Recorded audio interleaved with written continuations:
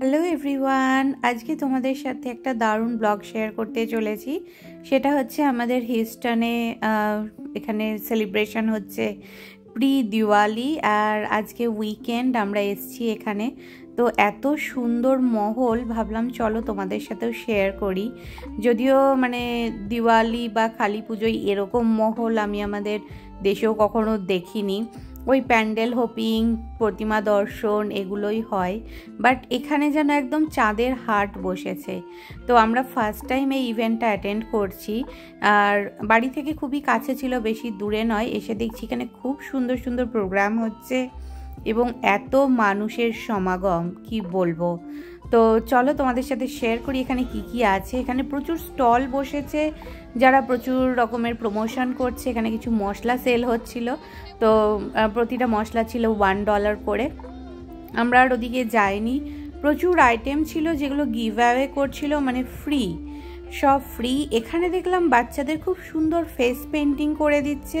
প্রচুর বাচ্চা এখানে মানে ওয়েটিংয়েও রয়েছে। আর তার পাশের স্টলটা দেখছো, ওখানে কিন্তু টি শার্ট দিচ্ছে ফ্রিতে। তো যাই হোক, হঠাৎ করে আমার চোখ পড়লো মঞ্চের দিকে। একজন এত সুন্দর দেখতে এবং এত সুন্দর পারফর্ম করছিল, আর ভিড়টা দেখো।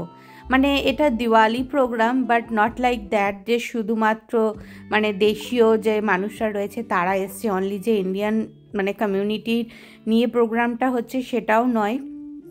এখানে মানে সমস্ত রকমের মানুষজন এসছে, ইভেন প্রচুর বিদেশিদেরও আমি দেখতে পাচ্ছি। দারুণ দারুণ পারফরমেন্স হচ্ছিল, মানে চোখ ফেরানো যাবে না, এত সুন্দর। আর এরা কিন্তু সবাই প্রফেশনাল। তো যারা এখানে ধরো বাচ্চা থেকে বড় যারা এইসব নাচ গান কালচারাল প্রোগ্রামের মধ্যে ইনভলভ আছে, তারা কোথাও না কোথাও অবশ্যই প্রশিক্ষণপ্রাপ্ত।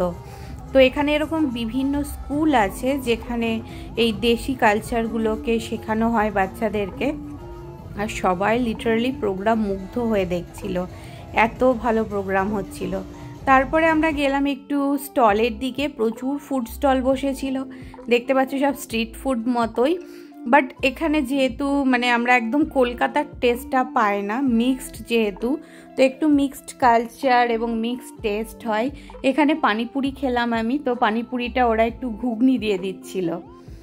তো তারপরে নিলাম হচ্ছে জিলিপি। জিলিপিটা ওখানে গরম গরম ভাজা হচ্ছিল, কন্ট্রোল করতে পারিনি দেখে, তো সেই জন্য জিলিপিও কিনলাম। আর খাবারের দোকানের ভিড়টা একবার দেখো, লাইন দিয়ে আগে টাকা পেমেন্ট করতে হচ্ছিল, তারপরে আমরা খাবার কিনছিলাম।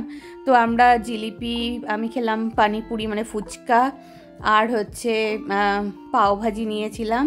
তো জিলিপিটা খেতে বেশ ইয়াম্মি ছিল। আমরা 2টো জিলিপি নিয়েছিলাম, অর্কর অলরেডি শেষ, আর এটা আমি খাচ্ছি। গরম গরম ভাজা হচ্ছিল, বেশ ভালো লাগলো খেতে। আর তার সাথে প্রোগ্রাম এনজয় করছিলাম। এখন একটু সন্ধে হয়ে গেছে, চারিদিকে প্রচুর লোকের সমাগম, প্রচুর বাচ্চা, এবং সবাই সব দেশি জামা কাপড় পরেও এসছে, মানে এথনিক ওয়্যার। তারপরে একটা দোকানের খবর পেলাম যেখানে এগুলো গিভ অ্যাওয়ে করছে ফ্রিতে। তো ওখানে গিয়ে আমিও এগুলো নিয়ে আসলাম, জাস্ট ফর ফটোশ্যুট, আর কিছুই না।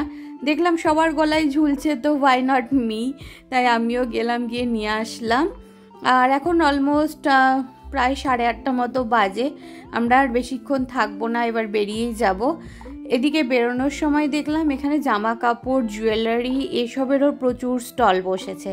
আর একটা কিউট টোটো মতো দেখতে পেলাম, দেখো ইউজুয়ালি আমরা এখানে টোটো বা এরকম ধরনের কিছু দেখি না, বাট এটা মেবি ফটোশ্যুটের জন্য সাজিয়েছে। আর এই যে জায়গাটা দেখছো, এটাও মেনলি ফটোশ্যুটের জন্যই ছিল। তো আমরাও এখানে কিছু ছবি টবি তুললাম। এখানে প্রচুর স্টল বসেছে এবং এখানে অনেকে সেলও দিচ্ছে।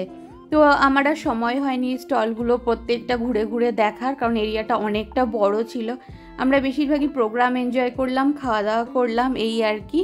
এইভাবেই মানে আজকের প্রি দিওয়ালি সেলিব্রেশনটা আমাদের হলো। তোমাদের কেমন লাগলো ব্লগটা অবশ্যই জানাবে।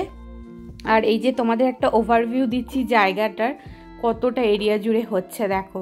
বেশ মানে এটা একটা পার্ক, অ্যাকচুয়ালি ওপেন পার্ক। তো আমরা এখন ফিরছি, ফেরার পথে। চলো আজকের মতো ব্লগটা এখানেই এন্ড করছি। টাটা, সবাই ভালো থেকো।